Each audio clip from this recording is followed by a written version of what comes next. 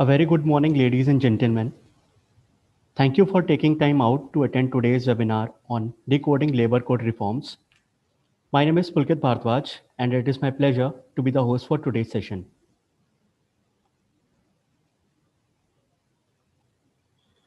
Just a very brief overview of the agenda today. To start with, I will give you a very brief introduction about MBG Corporate Services, and then we will have our CEO, Legal Secretarial and IB, Mr. Piyush Pandey, sharing a brief on newly introduced labor code reforms. One by one, he will help you understand these labor code reforms and their possible implications.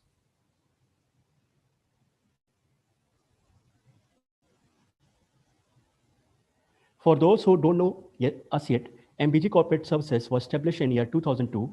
We are headquartered in Singapore with 16 offices across 6 locations covering Middle East, Asia, and Europe. Here in India, we have around 200 employees spread across our offices in Gurgaon, New Delhi, Mumbai, Bangalore, and Chennai. We serve around 3,000 clients globally and are very proud that more than 100 of them are Fortune 500 companies. As a firm, we support organizations at every stage of their life cycle, from inception through growth journey all the way through to maturity and extension. We have an extremely wide range of services which enable us to support organizations wherever they are in their journey. On the screen, you see the service portfolio for our India operations. We have we have an in-house legal team supporting our clients in contract managers, corporate secretarial services, and other advisory pertaining to laws of the respective country. We have the traditional audit and assurance vertical. We do a lot of work on risk advisory, right from drafting standard operating procedures up to the implementation of enterprise risk management systems. Further, we have a dedicated service pillars and experts working on direct and indirect taxation. On the mergers and acquisition side, we support companies on both sell and buy side, right from deal sourcing until post-merger integration. As a firm, we are industry agnostic and we support companies no matter which industry they are in and have the manpower to support wherever applicable. Now, I would like to introduce Mr. Piyush Pandey.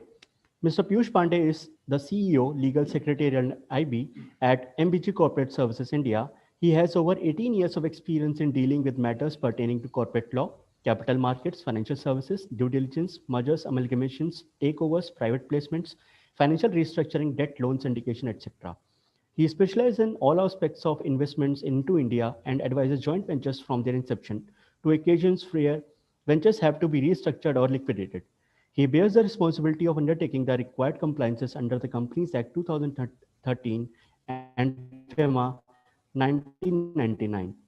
Mr. Pandey has an in-depth understanding of and experience in managing capital commodity market operations, compliances, funds, planning and arrangement, dispute resolution, etc. Over to you, sir.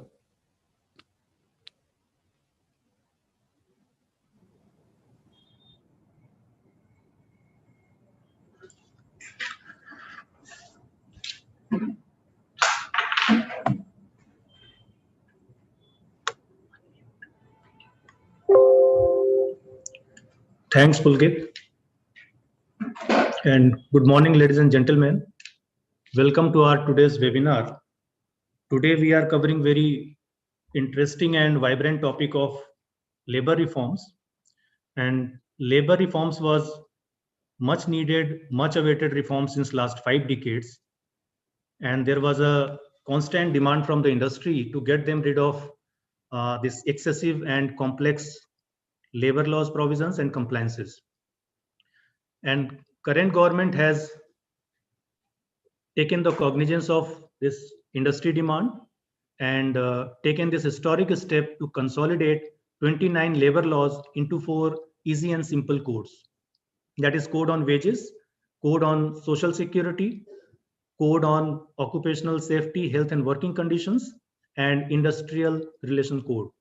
Code on wages was passed by the parliament in August 2019, and rest of the 3 codes were passed by the parliament in September 2020. And central government was very much keen to implement all these 4 codes with effect from 1st April 2021. But since labor is a concurrent subject, it falls in the concurrent list of the Constitution of India.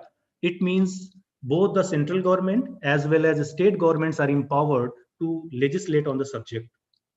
Central government was ready with its own set of rules on all the four codes, but some of the state governments were not ready. So as a result, it could not be implemented and it has been deferred. Today, we are covering the key changes, the new provisions, new concept that has been introduced in these four codes, and hope you will find it useful. Next.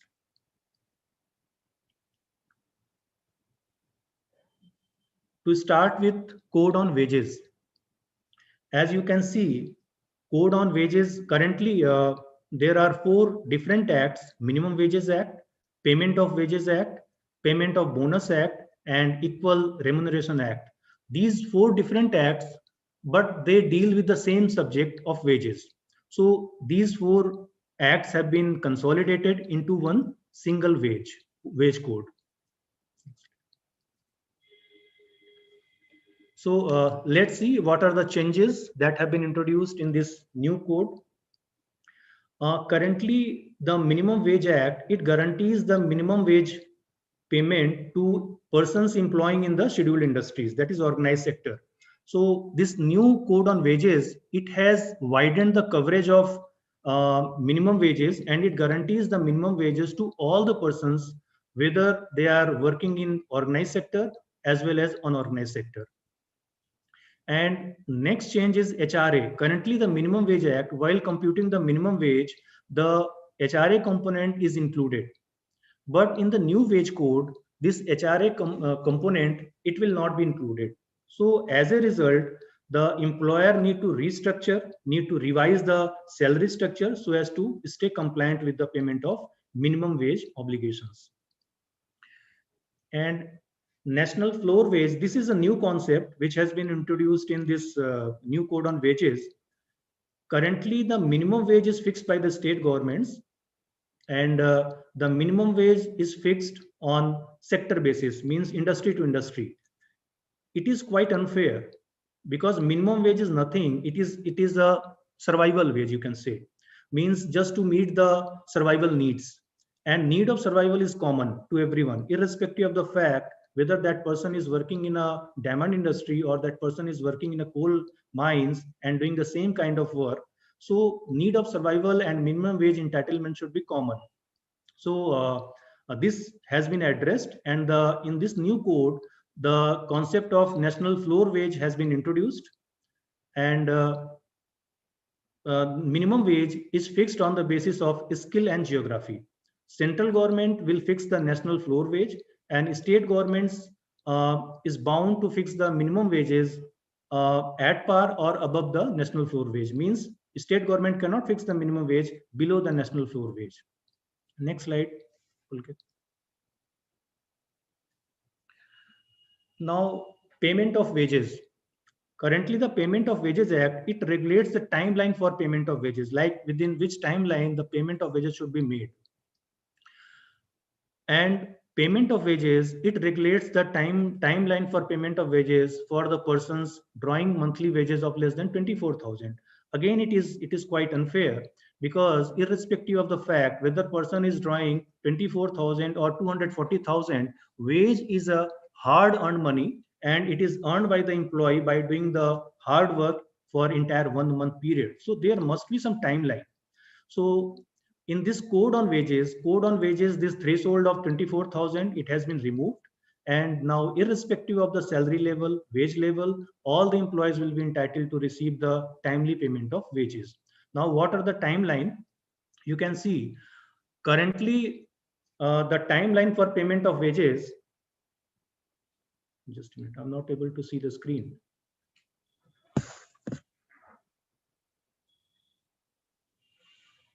I think there are some technical issues. I'm not able to see the screen.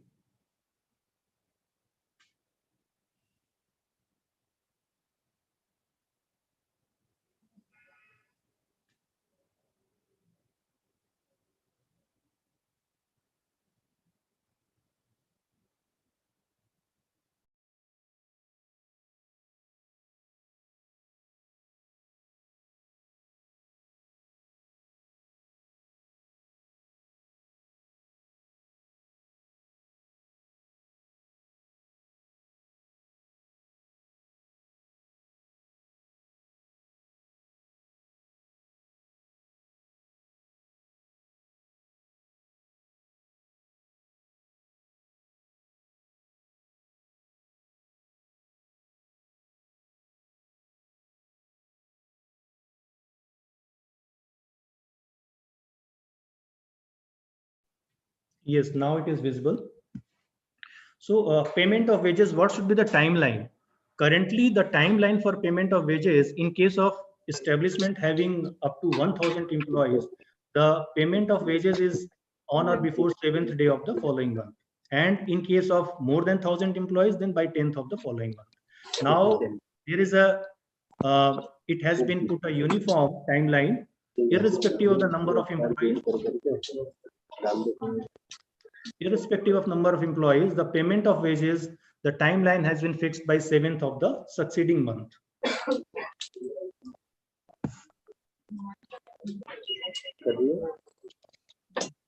I think there are some audience. I request them to Hello. give video.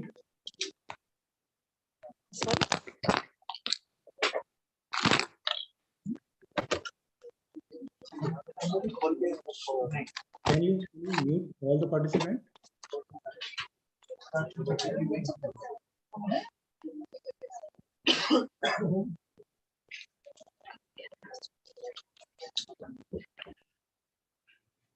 Now, further regarding the full and final settlement, in case of dismissal or retrenchment or removal of an employee, currently the payment of wages prescribed a timeline of 2 working days within which their full and final amount need to be settled.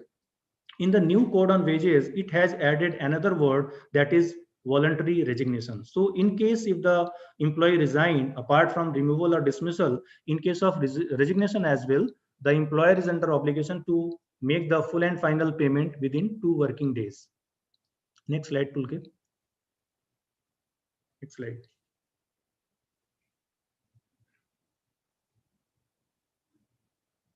Next slide.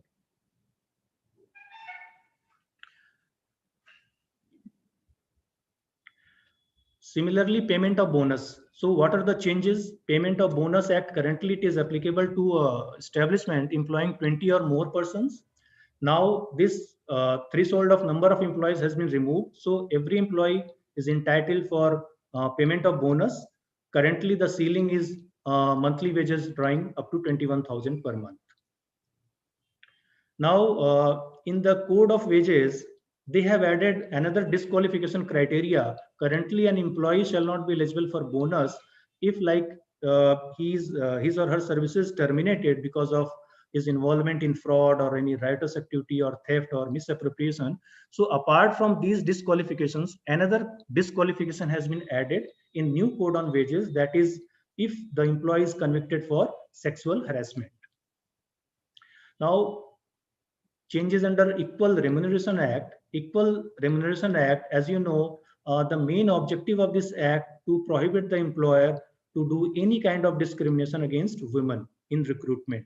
So now this word woman has been replaced with the word gender. So employer is prohibited to do discrimination against any gender at the time of recruitment. So this gender is wider than the term woman, so it means it will protect the interest of transgender as well. Next slide, Pulkit. Next slide.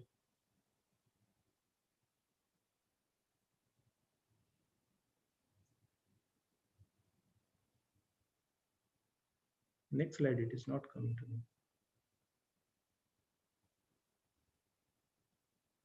me. Please change to next slide.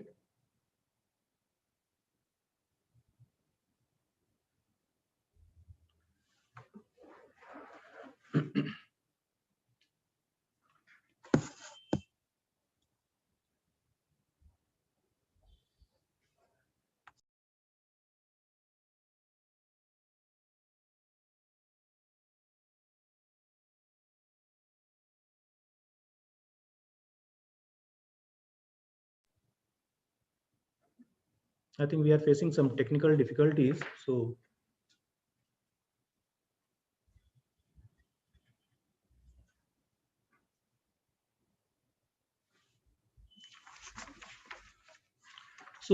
now there are certain other changes that have been introduced in this new code on wages, like uniform definition of the term wage. Currently, currently the term wage has been defined. There are 13 definitions of the term wage. So it caused a lot of confusions. Now in this code on wages, it has given a uniform definition of the term wage, and it will include basic pay, DNS allowance, and retaining allowance. All other allowances that will not form part of wages, it will be excluded.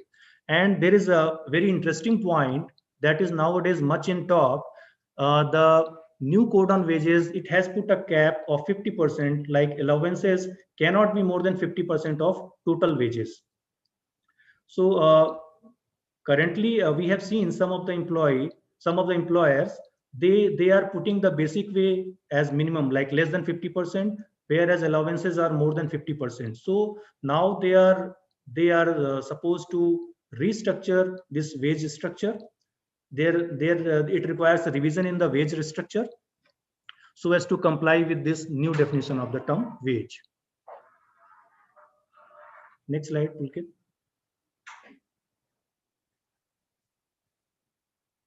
Next slide, please. Now some other changes, some other reform measures have been introduced in this code on wages, like inspector cum facilitator.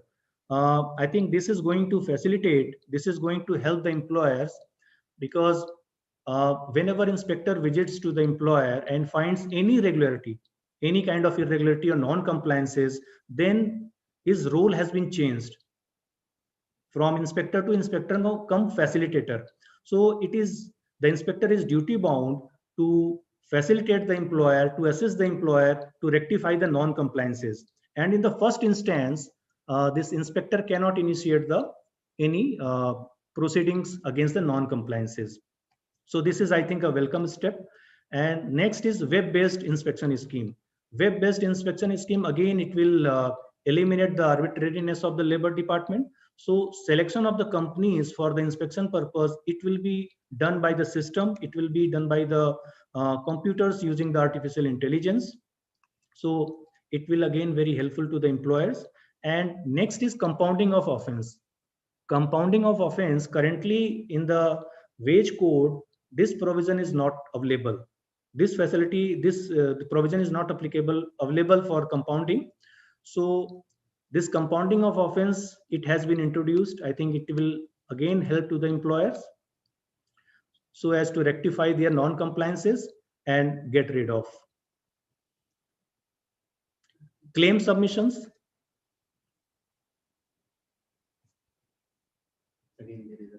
I think we are facing some technical issues. I'm not able to see my screen.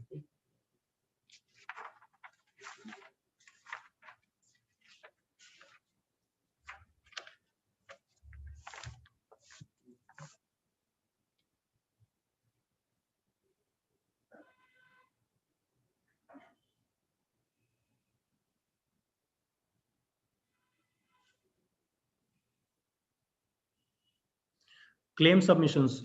Again, see, in these 4 codes, for submitting claims, there are different timelines have been mentioned. It varies from few months to a year. So just to put it uniform, in this new code on wages, it has put a uniform timeline of 3 years within which any claim can be submitted, can be raised. Similarly, offenses and penalties, as you know, these labor laws, it is age old. So monetary penalty, it is not very significant in the current business environment. So that has been increased from current level to, I think it has been extended to 50,000 and 20,000 level. So there is a significant increase in monetary penalties. Next slide. Yes. Now, next code is code on social security. Code on social security, if you can see the screen, there are 9 different acts that were dealing with the social security measures. So now all these 9 acts have been consolidated. So it will give ease of doing business, ease of compliances to the employer. So let's see what are the changes have been introduced. Next slide, Pulkit.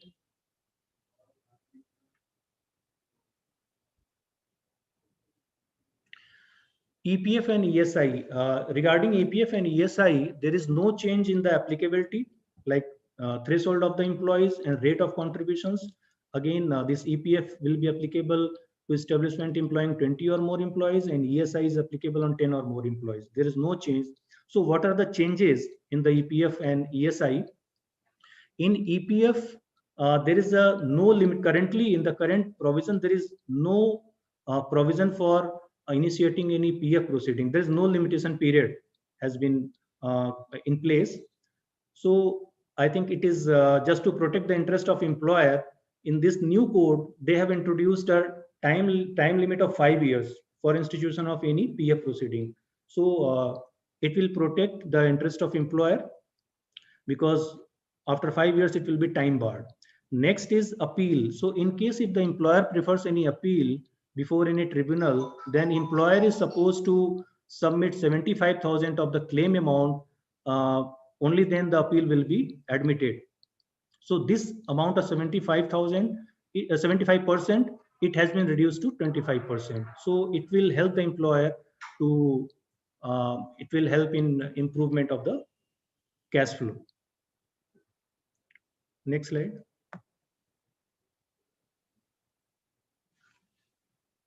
Next is ESI related provisions. So currently ESI, as in the last slide, we have seen the applicability of ESI is to establishment employing 10 or more employees. But in this SS code, they have introduced a concept of, in case establishment engaged in hazardous or life-threatening occupation, then the ESI provisions will be applicable even if there is a single employee. And currently in the ESI Act, there is no applicability over the plantation sector. But in the SS code, even the plantation sector, they can opt for ESI provisions on voluntary basis. Again, a new concept has been introduced.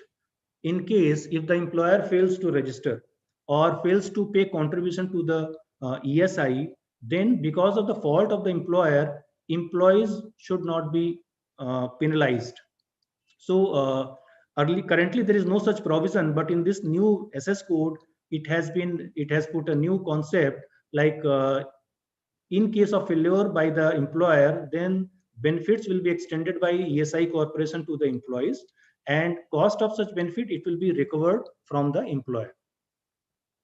And last, the option of opting out. Again, it is a new concept, option of opting out. In case establishment, if it has opted for the ESI applicability on voluntary basis, so once it is applicable, it will remain applicable.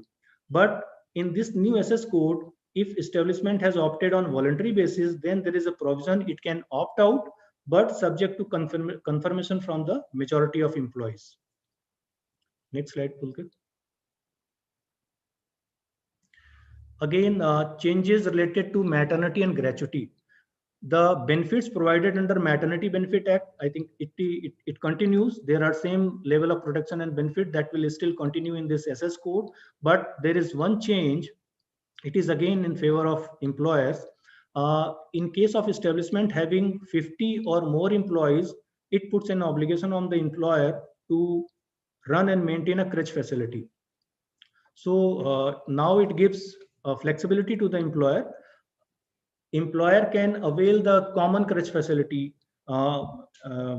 even established by the central government or state government, municipality or NGOs. So it will reduce the cost burden of the employer, and it will fulfill the obligation of running and maintaining the crèche facility as well. Similarly, gratuity. Gratuity, as we all know, gratuity, employees entitled for the gratuity only when if the employee completes 5 years of continuous service. So that criteria still continues in this new SS code, but for the working journalist, this criteria of 5 years of continuous service, it has been reduced to 3 years. And one new provision has been introduced, like for fixed term employees. Fixed term employees, this criteria of completing 5 years continuous service, it will not be adhered. So fixed term employee will be entitled for gratuity on pro rata basis, and completing 5 years continuous service is not necessary. Next slide. Compensation in plantation sector. This Workmen Compensation Act, it prescribes the compensation to a workman who has suffered injury or met with an accident during the course of employment. Now this term during the course of employment, it has been extended in case of plantation sector. In case of plantation sector, if the employer has provided accommodation to the worker, and if any injury is caused to any worker or his family member as a result of collapse of the house, then this the worker will be entitled for compensation under this new SS code, and this it will be treated that he was during the course, it has happened during the course of employment. Now the penal provisions. Penal provisions again, it has been increased. The monetary penalty has been increased many times, like from currently in the EPF and ESI, there is a monetary penalty of 10,000 rupees. So it has been increased to 100,000 rupees. Similarly, in Payment of Gratuity and Maternity Benefit Act as well, the monetary penalty has been increased. Next slide.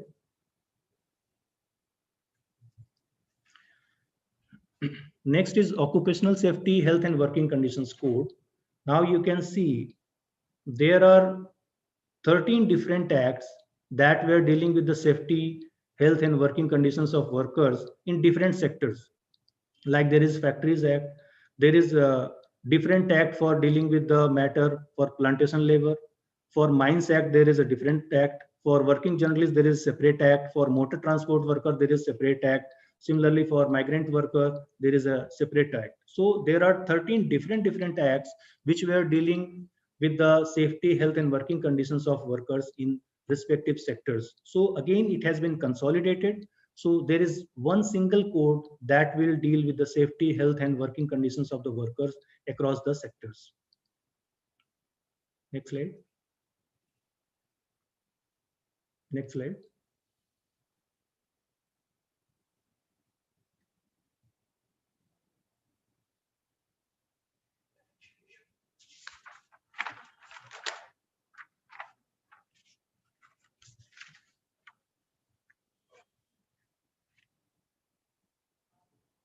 I think my colleague Pulkit is losing the connection, so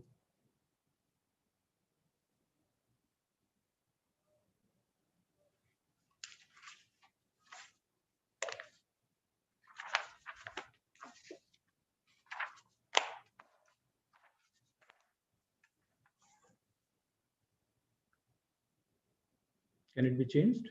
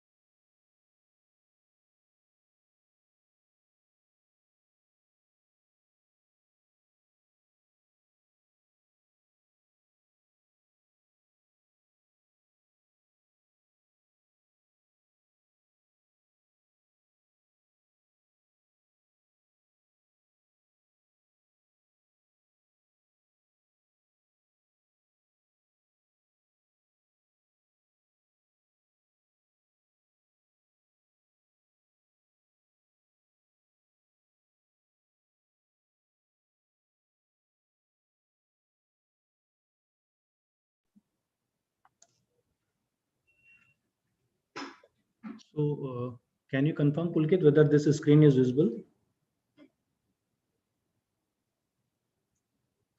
Okay, so this Occupational Safety, Health and Working Conditions Code, as I explained, this 13 different acts has been consolidated. So it will give the employer ease of understanding, ease of compliance. So,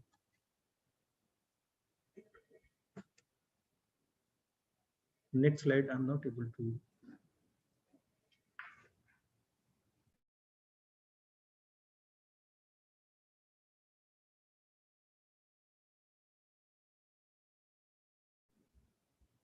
So what are the changes that have been introduced in this new code regarding safety and working conditions? So under the Factories Act, currently the threshold limit of 10 or more workers in case if the factory, in case if the establishment is doing any manufacturing process with the aid of powers, then 10 or more workers, or without aid of powers, then 20 or more workers. So that will be categorized in the definition of factory.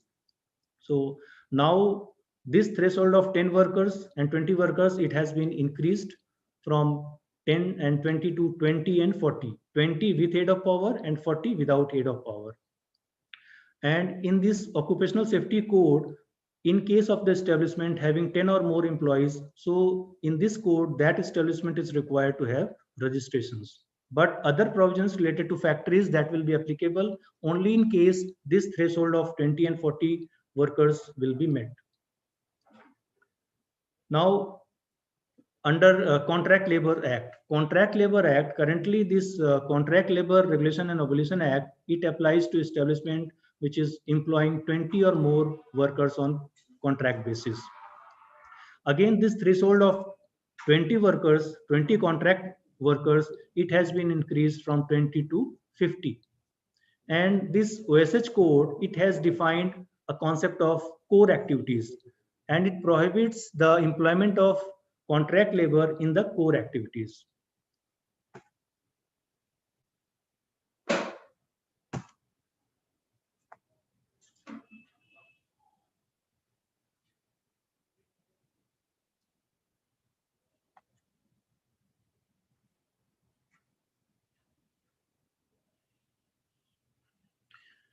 Okay. Establishment of Social Security Fund. It is a new concept that has been brought in this OSH code, and this code provides for establishment of Social Security Fund for the welfare of unorganized workers. So amount of penalties collected and compounding fee that will be credited to this Social Security Fund. Now there are certain flexibility that has been introduced in this OSH code, like currently there is a prohibition in employment of women in dangerous operations. So that has been relaxed. So women can be employed in dangerous operations subject to adequate safeguard. And similarly, currently no woman shall be required or allowed to work in any factory except between hours of 6 a.m. and 7 p.m. It has again been relaxed, and woman can be employed beyond 7 p.m. subject to her consent. Interstate migrant workers and related changes. So interstate migrant workers, in the past we have seen during the lockdown, migrant workers, they have suffered the most, and government has taken a lot of protective measures for migrant workers. Currently, the Interstate Migrant Workmen Act, it is applicable to establishment employing up to more than 5 employees. So that threshold of 5 employees, it has been increased to 10 employees. And interstate migrant workers establishment, in case if the establishment is employing the interstate migrant workers through contractors, only then these provisions will be applicable. In this new code, apart from increasing the threshold from 5 to 10, even if the establishment has employed the migrant workers either directly or through contractors, then the employer will be under obligation to comply with the provisions of interstate migrant workers. And in this code, they have considered interstate migrant workers if the interstate migrant worker is drawing wage not exceeding 18,000 per month.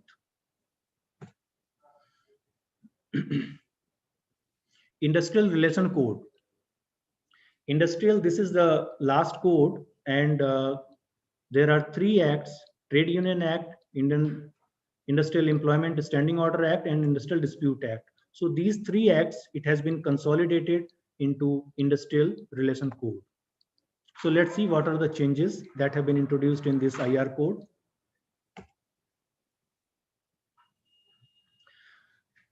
Currently, in the Industrial Dispute Act, a workman is defined as a person drawing salary, drawing wages, which is not exceeding INR 10,000. So this monetary limit of 10,000, it has been increased to 18,000.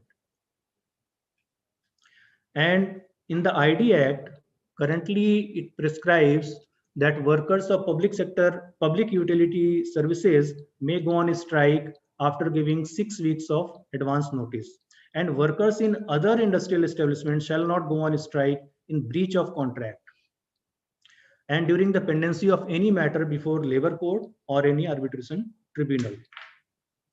In this IR code, it has made a uniform requirement like workers of all industrial establishment to give advance notice of 60 days before going to strike. And further, it has also expanded the definition of the term strike. It has added another criteria in case of mass casual leave by 50% or more workers. So that will also be treated as strike.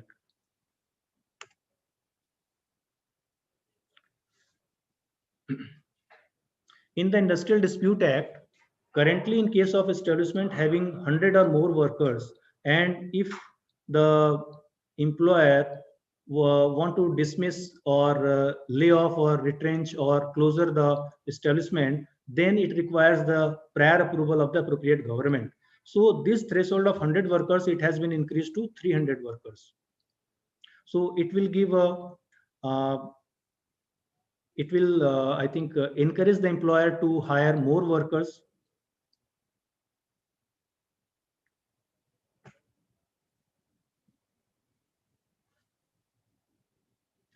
Next changes that have been introduced in this code is appeal under Trade Union Act. Currently, in the Trade Union Act, if there is any appeal lies, then it will lie before the High Court. So this provision has been changed. Now appeal will lie before the Industrial Tribunal.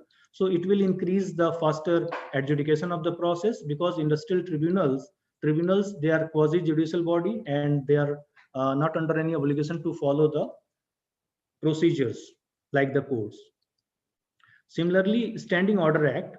Standing order currently in case of establishment having 100 or more workers, so that establishment is supposed to have a certified standing order. So that threshold of 100 workers, that has been increased to 300 workers.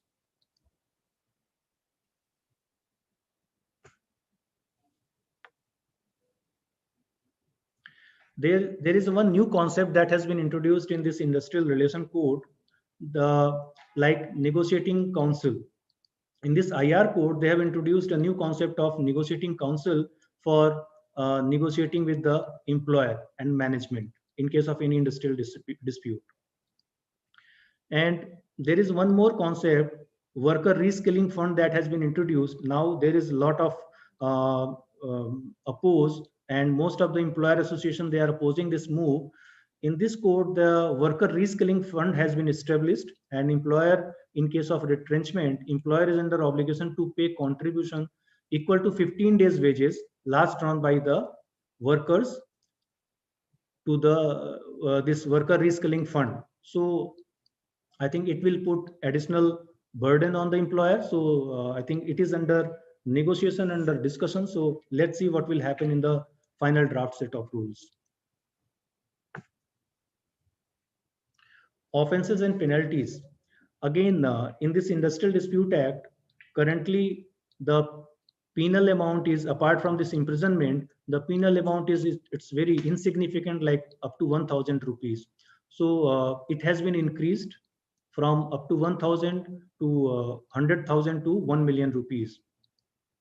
And similarly for closure of undertaking, it is 5,000. It has been increased from 5,000 to 50,000, and it will range between 50,000 to 1 lakh rupees. And similarly for unfair labor practice.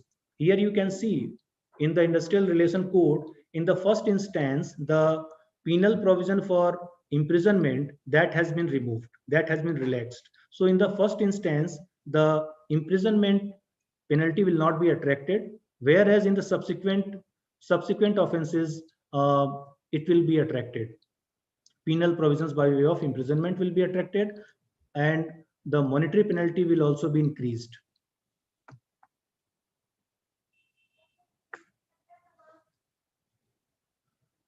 Similarly, for other offenses as well, like for illegal strike, for illegal lockout, and for prevention of any other provisions, the monetary penalty has been increased.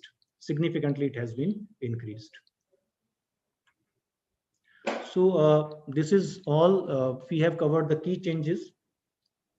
So thank you very much for sparing your time and joining our webinar.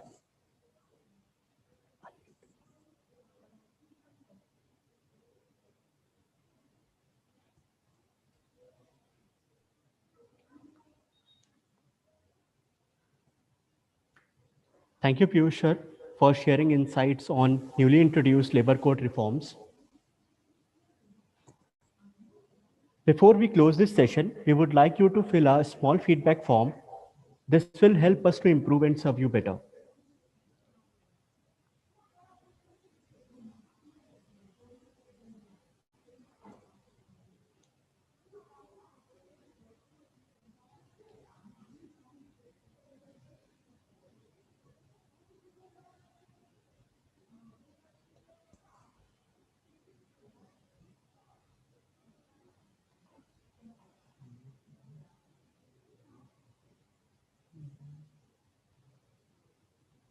We have received some questions on these labor code reforms. So post this session, we'll be individually reaching out to those participants and we'll be answering those questions.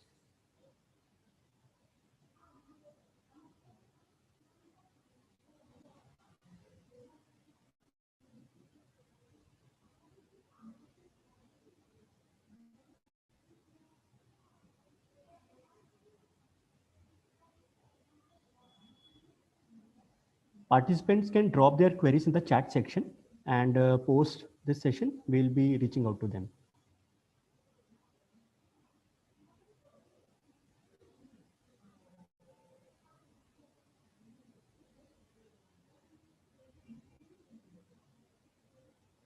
Since this webinar is currently live on YouTube, so post this session, you can just go to our YouTube channel, MBG Corporate Services YouTube channel, and there you will find this whole webinar session as a video on YouTube.